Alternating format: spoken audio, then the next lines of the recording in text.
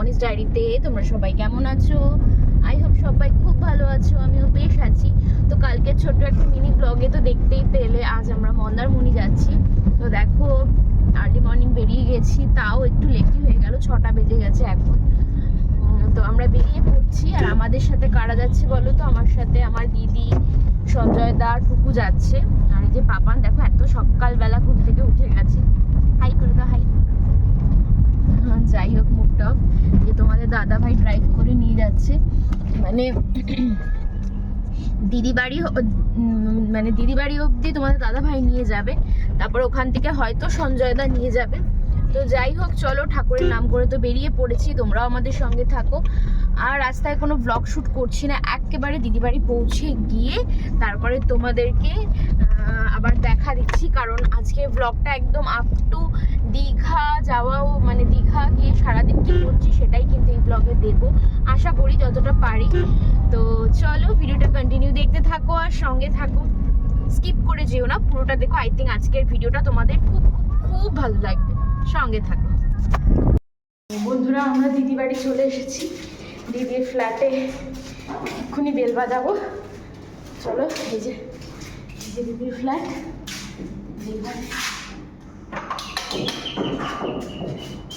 আমাদের দেখেই কি দরজাটা, দিদিরা রেডি হয়ে গেছে, দিদির ফ্ল্যাটে ঢুকে গেছি। পুকে রেডি করাচ্ছে দিদি।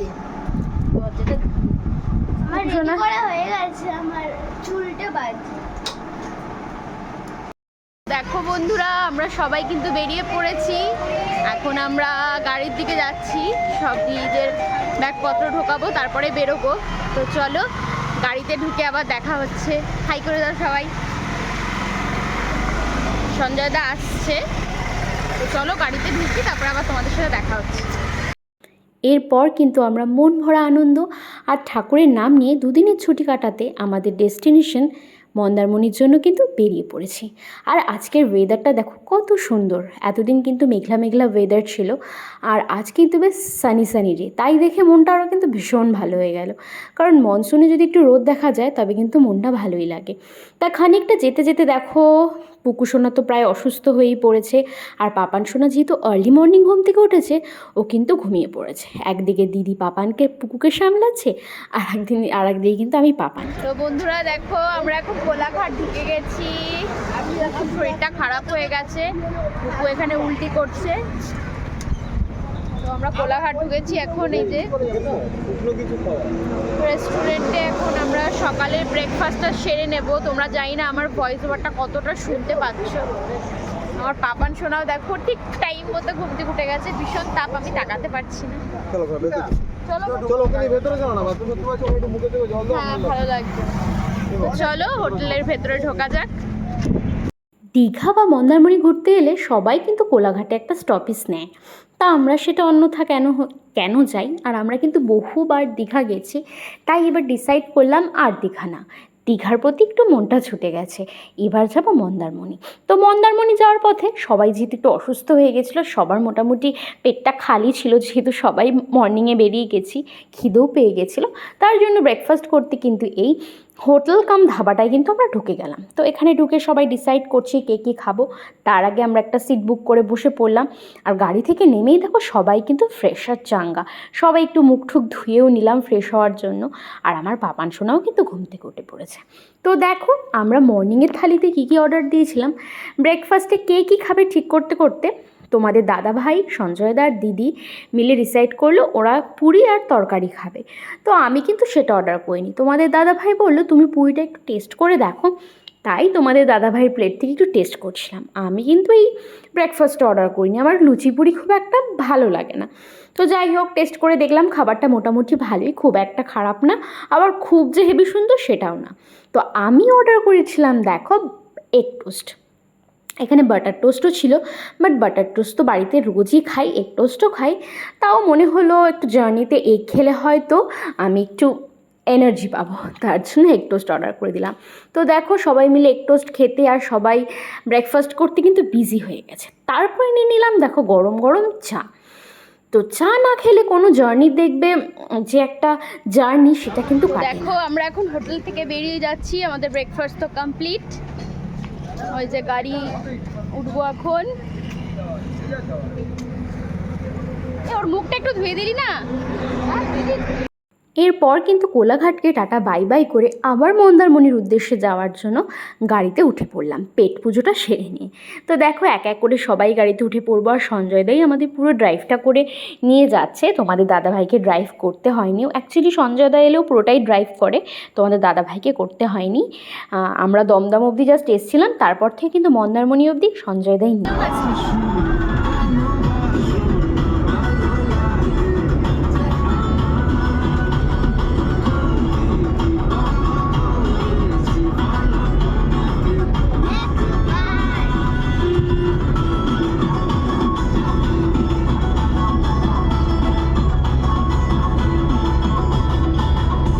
গাড়িতে যখন গান বাজছিল, বাজতে বাজতে এই গানটা যখন হচ্ছিল, সে আগের বছর যখন দীঘা গেছিলাম ঠিক এই গানটাতেই আমরা এনজয় করতে করতে গেছিলাম, কিন্তু গাড়িটা আলাদা ছিল, গাড়িটা আমাদের আগের গাড়িটা ছিল। তো এই গানটা শুনে আমরা সবাই মিলে কতটা এনজয় করে নিলাম, তোমরা তো দেখতেই পেলে সেটা। আর দেখো মানে সানি সানি ডে দেখে এলাম, এখানে আসার পর কিন্তু দেখতে পেলাম মানে আকাশটা মেঘ করে এসছে, তারপরে কিছুটা এগোতে না এগোতেই দেখলাম ঝিরঝিরিয়ে জোরে বৃষ্টি চালু হয়ে গেছে। তাই জানলার কাজটা খুলে বৃষ্টিটা যখন একটু আসতে হলো, বাইরে মনসুনের ওয়েদারটা একটু নিচ্ছিলাম যাতে নিজেদেরকে একটু ফ্রেশ লাগে, যেহেতু অনেকটা জার্নি করে আমাদের মন্দারমণি পৌঁছতে হবে। তো দেখো এখানে বৃষ্টি ভেজা আর হাওয়া নিতে নিতে মানে একটা আলাদাই ফিলিংস। তারপরে দেখো বৃষ্টিতে কিন্তু চারিদিক সবুজ হয়ে গেছে, আর এখন কিন্তু ভালোই বৃষ্টি পড়ছে। জানি না আমি ক্যামেরার তোমাদেরকে কতটা দেখাতে পারছি। তো যাই হোক দেখো সামনে বৃষ্টির ওয়েদার, এখন দেখো তোমরা বুঝতে পারবে বৃষ্টিটা কত জোরে হচ্ছে, আর আকাশে দেখতেই পাচ্ছ ঘন মেঘ। তারপরে দেখো বলতে বলতে ওই যে সামনে মন্দারমণির সমুদ্রের ঢেউ এসে যেন আমাদেরকে বাড়ি মারছে আর আহ্বান করছে ওয়েলকাম টু মন্দারমণি। তো তোমাদের সবাইকে ওয়েলকাম টু মন্দারমণি। আমরা কিন্তু মন্দারমণি ঢুকেই গেছি, এবার চলো আমরা যে রিসর্টটা বুক করেছি সেই রিসর্টটায় পৌঁছাই আগে। তো দেখো যে মানে আমাদের রিসর্টে যাওয়ার পথে আমরা কিন্তু অরুণ আইসক্রিমের স্টল দেখতে পেলাম, মানে একটা দোকান, সে ওই দেখো দূরে তোমাদের দাদাভাই পাপান আর পুকু মিলে কিন্তু অরুণ আইসক্রিম নিয়ে আসছে। আর এই আইসক্রিমটা দেখে জাস্ট আর লোভ সামলাতে পারি না, কারণ সব জায়গায় তো আইসক্রিমটা পাওয়া যায় না। তো দিদি পুকু সঞ্জয়দাই প্রথমবার ওরা অরুণ আইসক্রিম ট্রাই করলো, ওরা আগে কখনো খায়নি, আমরা খেয়েছিলাম। তো কে কোন ফ্লেভার খাবে তার সেটা নিয়েই কিন্তু সবাই পাগল হয়ে গেছিলাম। তো সবাই একটা আলাদা আলাদা ফ্লেভার নিয়ে ট্রাই করছিলাম, আর এই আইসক্রিমগুলো খেতে কিন্তু দুর্দান্ত হয়। তোমরাও কারা কারা অরুণ আইসক্রিম ট্রাই করেছো অবশ্যই কিন্তু জানিও, আর যদি ট্রাই না করে থাকো অবশ্যই ট্রাই করো, খুব ভালো, খুব টেস্টি, একদম মানে মন থেকে বলছি। তো দেখো আমি কিন্তু একটা আইসক্রিম ট্রাই করতে বসে গেছি, এইটা কি মানে এক্স্যাক্টলি এখন আমার মনে পড়ছে না, পুকুরটা স্মাইলি। তো সবাই আইসক্রিম ট্রাই করছিলাম, এই ওরটা সেই ওরটা, মানে সবাই সবারটা একবার করে টেস্ট করে দেখছিলাম। দেখো বলতে বলতে দিদি আমাকে ওটা একটু ট্রাই করে দিল, ওটাও খেতে কিন্তু খুব ভালো ছিল। তো যাই হোক অরুণ আইসক্রিমের টেস্ট নিতে নিতে আমরা কিন্তু আমাদের রিসর্টে এসে পৌঁছে গেছি। তোমরা বলো তো এই রিসর্টটা কোন রিসর্ট, কারা এসছো অবশ্যই কিন্তু কমেন্টে জানিও। চলো এক্ষুনি দেখাচ্ছি রিসর্টটার নাম কি। তার আগে রিসর্টের পরিবেশটা দেখো এতটা সুন্দর। তো মন্দারমণিতে কিন্তু এই একটা মানে ভালো লাগা যে এখানে কিন্তু খুব শান্ত একটা বিচ পাওয়া যায়, যেটা কিন্তু তোমাদের রিসর্টের সাথে থাকবে একদম, মানে রিসর্ট থেকে তোমাদের বাইরে আর কোথাও ঘুরতে যেতে হবে না, এখানেই তোমরা সব কিছু পেয়ে যাবে। তো রিসর্টে এসে তো পুরো জার্নিটা পুরোটাই একদম কোথায় গন হয়ে গেছে। তার আগে আমরা রিসেপশনে চলে এলাম আমাদের যে রুমটা বুক করেছিলাম সেটা চাবি নিতে।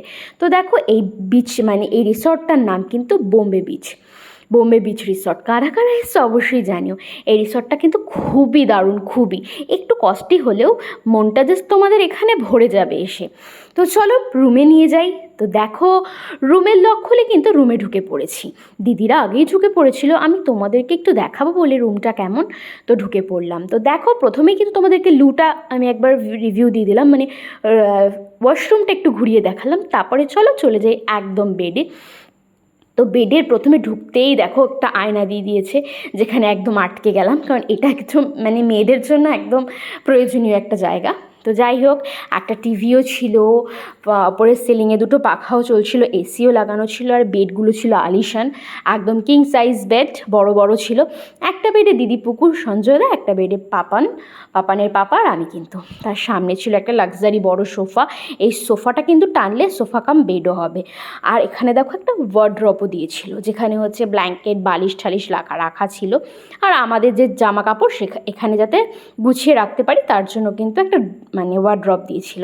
তো দেখো ওরা কিন্তু ঘরের মধ্যে রেস্ট নিতে চালু করে দিয়েছে। তো চলো, একটা ব্যালকনিও ছিল সাথে। রিসর্টের রুমে ব্যালকনি থাকবে না সেটা তো হয় না, চলো ব্যালকনিটা একবার ঘুরে নিই।